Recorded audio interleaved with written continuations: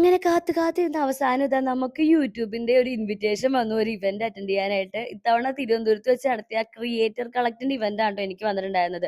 അപ്പൊ തലേദിവസം ഒരു 11:15 ആയപ്പോൾ നമ്മൾ ട്രെയിൻ കയറി. പിറ്റേ ദിവസം ഒരു 4:15 നമ്മൾ തിരുവനന്തപുരത്ത് എത്തി. തമ്പുവിന് അത്യാവശ്യം പനി ഉണ്ടായതുകൊണ്ട് ഞാൻ നല്ല ടെൻഷനിലായിരുന്നു. നമ്മളപ്പം നേരത്തെ ബുക്ക് ചെയ്തിട്ടുണ്ടായിരുന്ന നമ്മുടെ ഹോട്ടലിലേക്ക് എത്തിയിട്ടുണ്ടായിരുന്നു.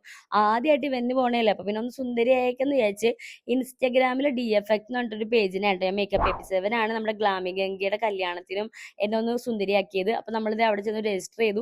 ഇതായിരുന്നു എൻ്റെ OTD. ഞാൻ ഇതിൽ ഉപയോഗിച്ചിരിക്കുന്ന എല്ലാ സാധനങ്ങളും ടാഗ് ചെയ്ത് കൊടുക്കാം കേട്ടോ. ഷൂ ഒക്കെ ഞാൻ ഫ്ലിപ്കാർട്ടിൽ നിന്ന് വാങ്ങിയതാണ്. ഡ്രസ്സ് പക്ഷേ ഞാൻ സവാനയിൽ നിന്ന് വാങ്ങിയതാ.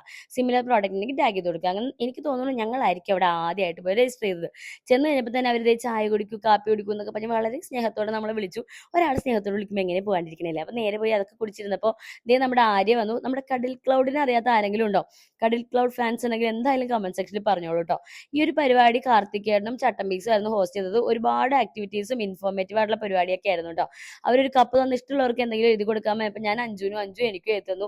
അഞ്ജു ഞാനൊക്കെ മെസ്സേജ് ചെയ്യുമെങ്കിലും ആദ്യമായിട്ടാണ് കാണുന്നത്. പക്ഷെ ഞങ്ങൾ എന്തോ 10-20 വർഷത്തെ പരിചയത്തിലായിരുന്നു വർത്താനം പറഞ്ഞത്. സെയിം ആര്യം അങ്ങനെ തന്നെ ആയിരുന്നു കേട്ടോ. ഞങ്ങൾ പെട്ടെന്ന് ഞങ്ങൾ എല്ലാവരും സിങ്കായി.